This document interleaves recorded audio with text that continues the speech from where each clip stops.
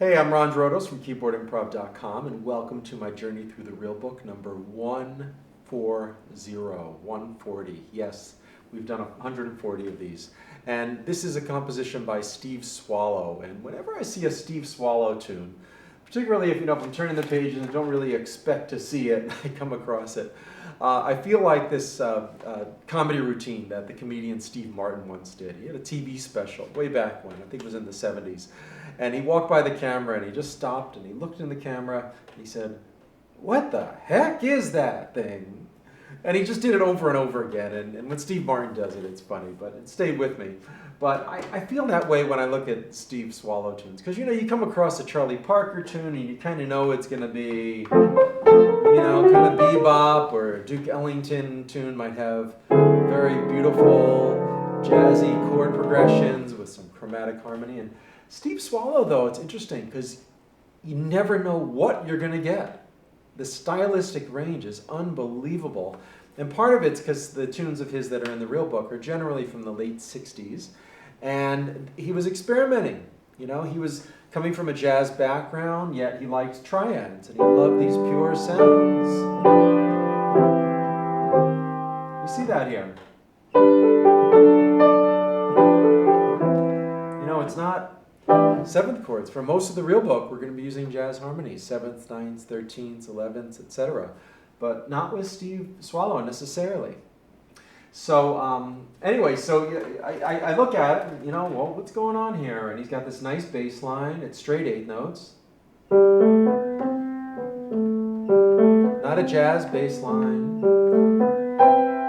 And he's got this vamp over it. 1, 2, and 3, 4.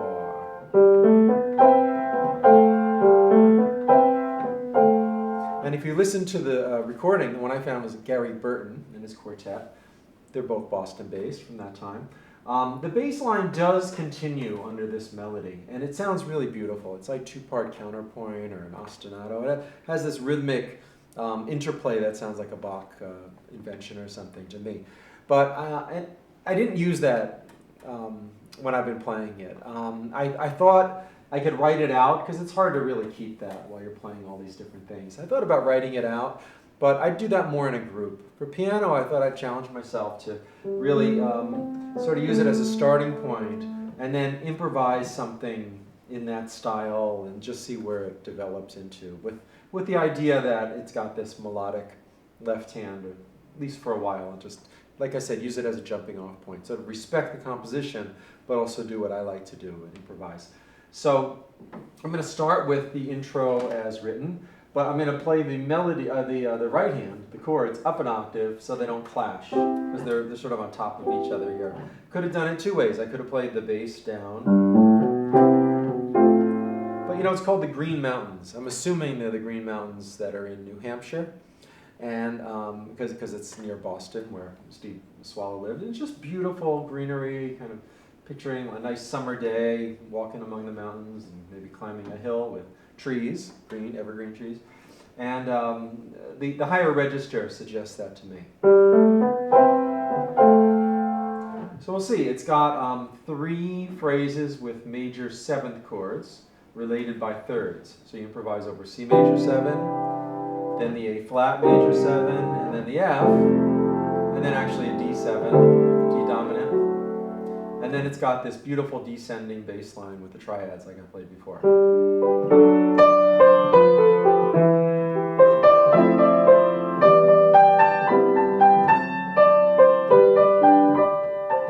Nice ending. You can harmonize that with sixths.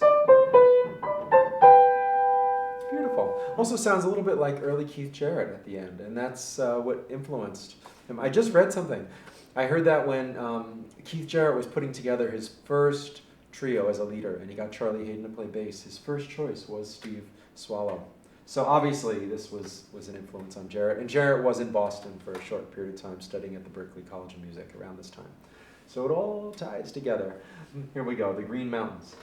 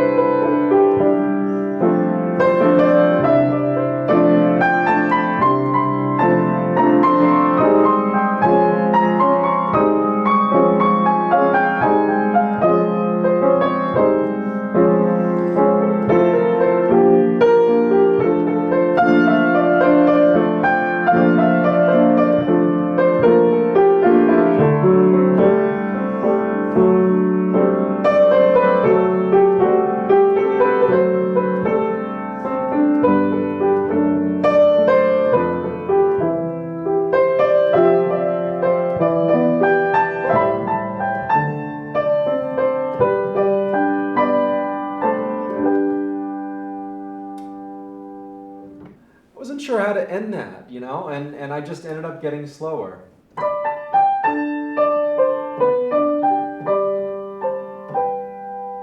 And that becomes an ending, you know. If it's played with the sense of inevitability that it's ending, it can sound like an ending. But it doesn't really resolve to the home key, and you know, just use it as an experiment, see what works for you as you play.